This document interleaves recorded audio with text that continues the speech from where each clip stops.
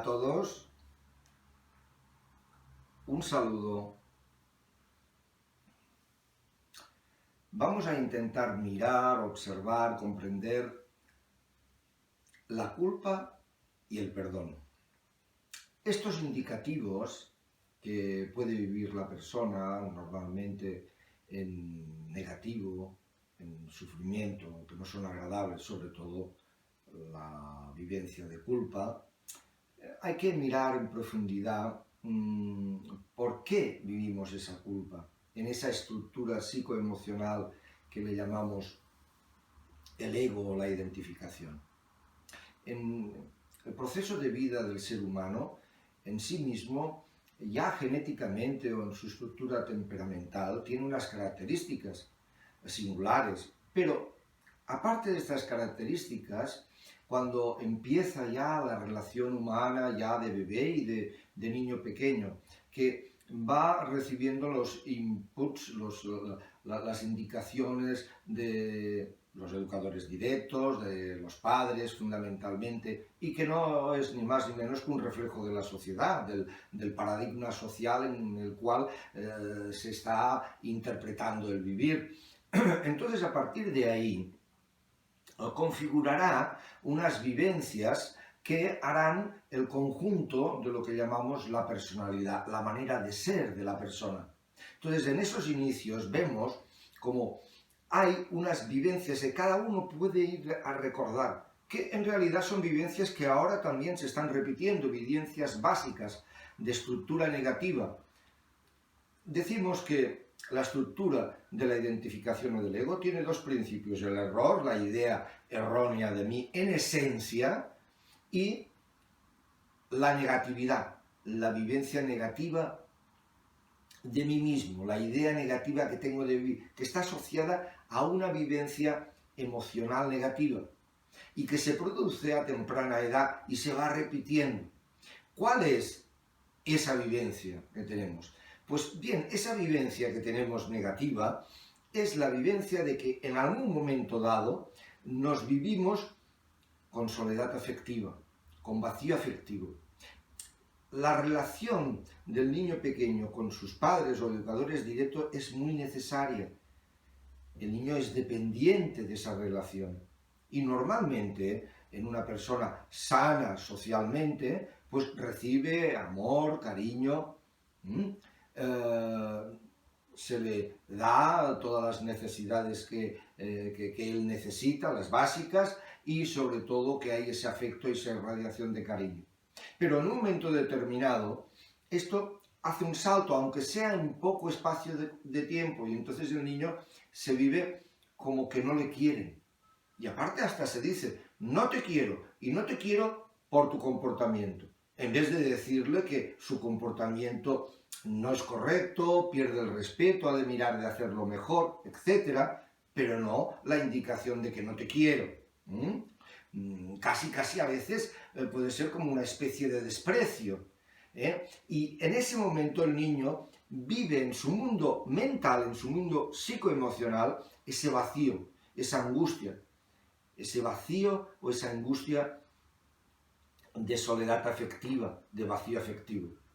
Luego también vive momentos de angustia y de vacío, ya digo, en la estructura psicoemocional, porque su esencia de ser, su naturalidad y espontaneidad queda como tapada. Vive, como os decía, momentos de impotencia, de no tener fuerza, no tener capacidad, no saber qué hacer, ni cómo hacer, ni tener fuerzas para hacer aquello que le están diciendo que debería de hacer, que no llega a hacerlo, o la comparación que le hacen, el otro sí que puede, tú no puedes, deberías de. Y entonces vive esa angustia de impotencia, de incapacidad, en diferentes aspectos del vivir. También vive como una vivencia de poco inteligente, de que capta poco, entiende poco, no es perspicaz, no tiene tan bien asociado, no tiene memoria, no recuerda suficiente. Y entonces son indicaciones que la sociedad, a través de la educación que recibimos, nos impactan mucho, aunque el niño tiene la capacidad de vivir, de intentar trascender, pero queda marcado ahí. a base de repetición y a base de intensidad de vivir algo negativo o también algo positivo, eso graba y eso va construyendo nuestra manera de ser, que es el conjunto de la personalidad.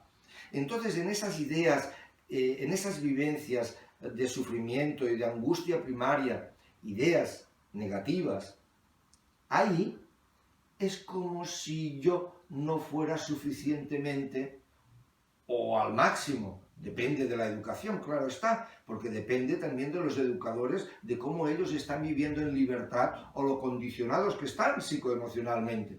Entonces puede ser muy radical, entonces ya estoy viviendo como que propiamente soy un puro desastre. Y estas son las indicaciones. La fuerza de la vida hace empujar hacia adelante, pero el momento en que vivo esto es como si yo me sintiera culpable de la manera de ser, de la manera de hacer, de la manera de hacer, de la manera de hablar, de la manera de decir, pero fundamentalmente, más que de la manera de pensar, de decir o de hacer, es de la manera de ser, que en sí está confundido como yo soy así y no me gusto. Y entonces me siento culpable de mí mismo, en el hecho de la confusión de vivirme así, siendo eso. Y ahí hay esa primera indicación de culpabilidad. A más, socialmente, pues está la indicación, y en diferente tradición, en diferentes aspectos de la sociedad, el pecado original famoso, el has pecado, o son pecados que tienes. Estos indicativos que muchas veces, en gran medida, son indicativos que lo que han querido en parte es manipular a la persona. Porque el ser humano, mientras va viviendo, va, como así decir, aprendiendo, reconociendo, y tiene todo el derecho a equivocarse, tiene todo el derecho a funcionar también a su manera espontánea de ser, tiene de aprender respeto mutuo, pero tiene todo el derecho a las equivocaciones, a los aciertos y a las equivocaciones. Y así va viviendo el vivir y va configurando cada vez más una mayor madurez. Y entonces eso está un poco en mala indicación, como el ser pecador. Entonces el sentido de la culpabilidad está muy intrínsecamente metido en la vivencia negativa de mí, a sentirme culpable.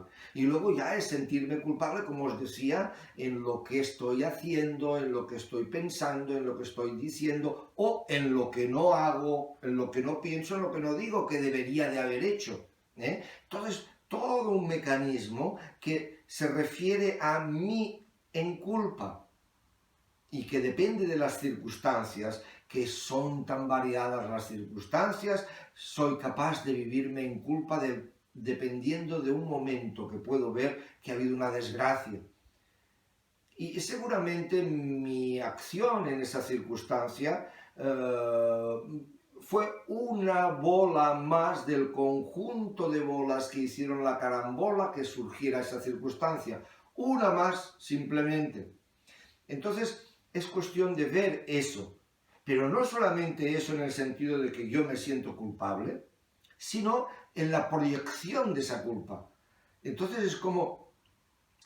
es un mecanismo que no es que lo piense la persona, pero así pasa, que es en la medida en que yo refleje la culpa hacia los demás, parece que me compenso de mi culpa, y entonces es culpar al otro.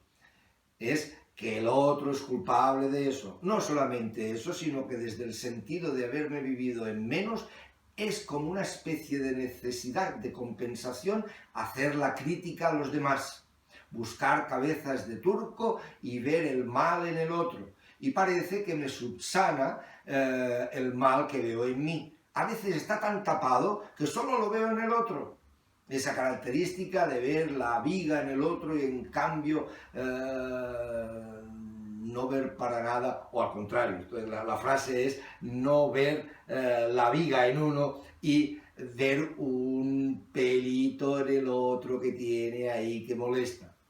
Más bien la frase es así. Entonces es esa indicación de un exceso de proyección hacia los demás, de culpables y de queja, de crítica.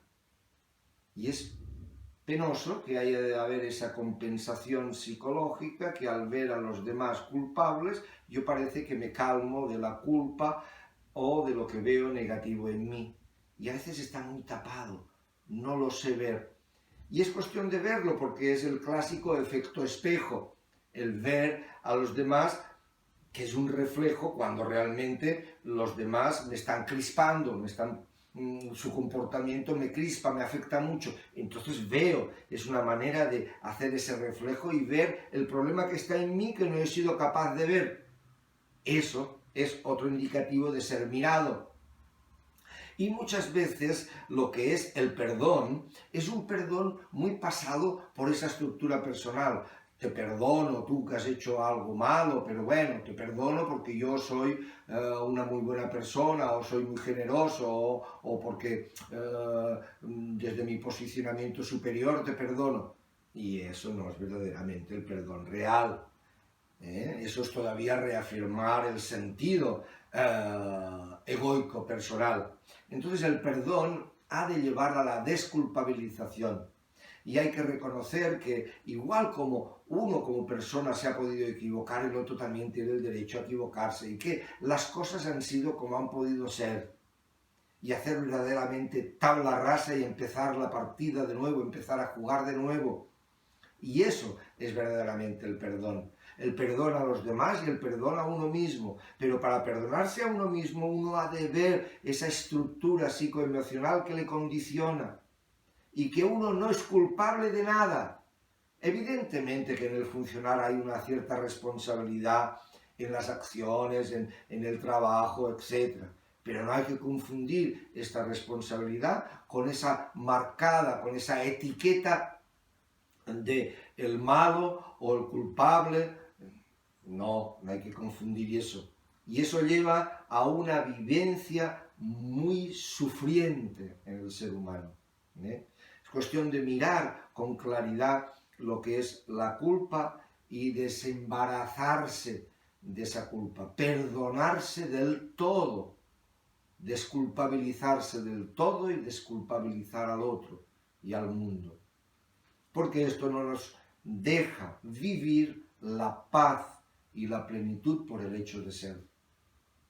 Y por el hecho de ser, quiero decir esa indicación de la vivencia meditativa y contemplativa, que es tanto en el fluir de vida, que quiere decir en la actividad del día a día, como en el asentamiento, en una postura para intentar vivir la meditación, que es un fluir de ser, y en la posibilidad de la introspección, de la vivencia introspectiva, en el redescubrimiento de mi esencia verdadera de ser.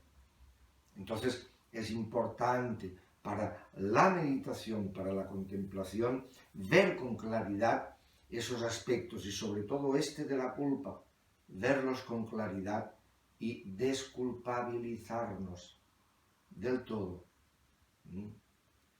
Bien. Vamos a intentar meditar. Os voy a dirigir una meditación y en esa dirección de la meditación cada uno podrá mantenerse ahí el tiempo que crea conveniente. Muy bien, a partir de ahí, muchas gracias, que vaya muy bien. Bien. Una postura adecuada, que quiere decir cómoda, y una cierta rectitud y simetría. Bien. Cerramos los párpados y una respiración profunda.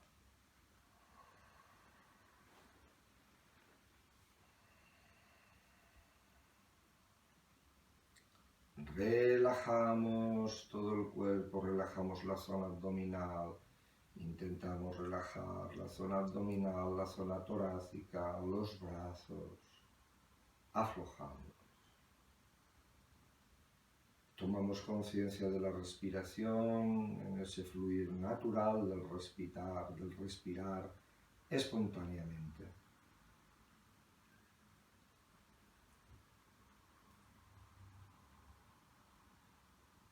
Muy atentamente como el aire entra en el organismo y el aire sale. Es una vivencia, una sensación como de llenado y como de vaciado.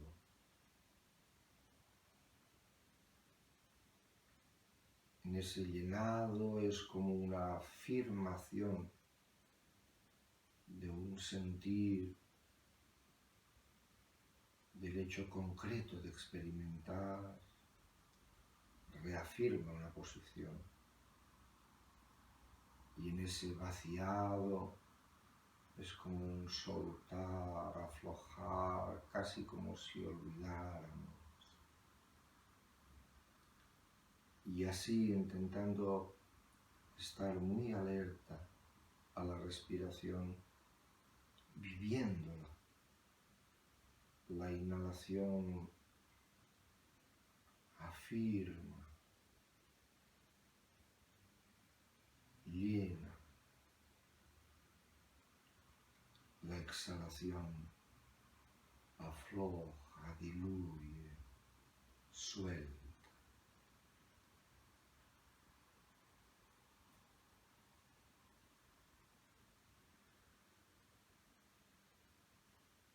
En un continuum de sentir. Suave, ahora ya la respiración suave.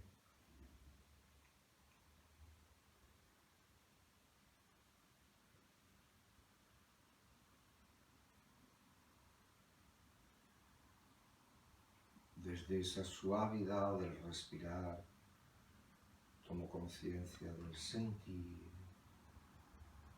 de todo el organismo.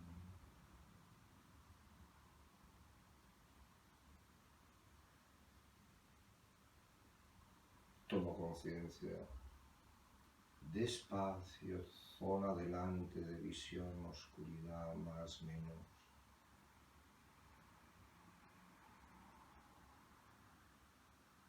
Una atención tranquila si aparece algún pensamiento, imagen o recuerdo, simplemente es observado, pero prestando atención a la globalidad. Espacio, sentir.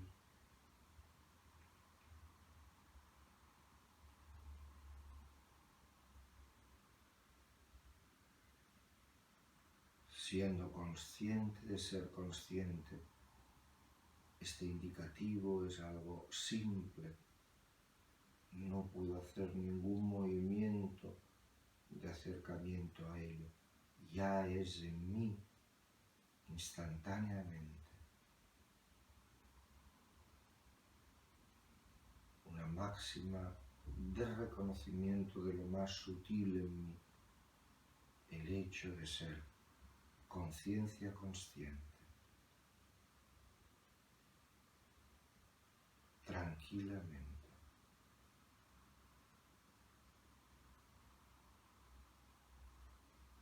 Conciencia consciente. Soltando a cada momento,